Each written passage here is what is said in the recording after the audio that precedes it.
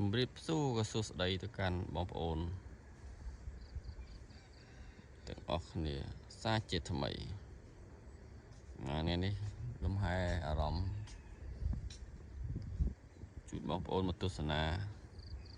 ដីចំការរបស់ខ្ញុំនៅក្រោយផ្ទះបាទទិដ្ឋភាពស្អាតណាស់បងប្អូនអើយនៅជាប់ជើងភ្នំគួរចង់រស់នៅបងប្អូនមើលបានស្អាតណាស់បងប្អូនទិដ្ឋភាពចំការអំពៅបងប្អូនការពៅក្រោយហ្នឹងគាត់អត់មានពៅទេតែក្នុងនេះពូតដំណាំពូតអ្នកម្ដាយគាត់ដាំបងប្អូនមើលដករបស់គាត់ហើយល្អរបស់គាត់តេតក់ចាស់គាត់មានអីក្រៅពីតក់ណាឥឡូវបានផលរបស់គាត់ហើយតែអត់ដឹង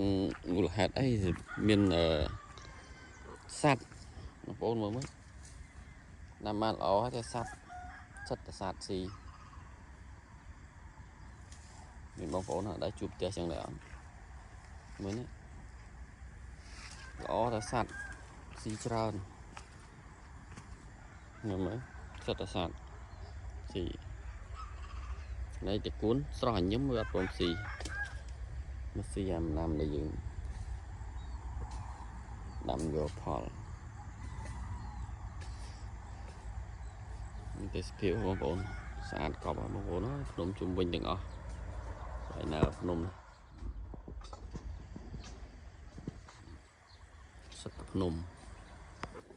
អរ៉ាល់បងប្អូនមើល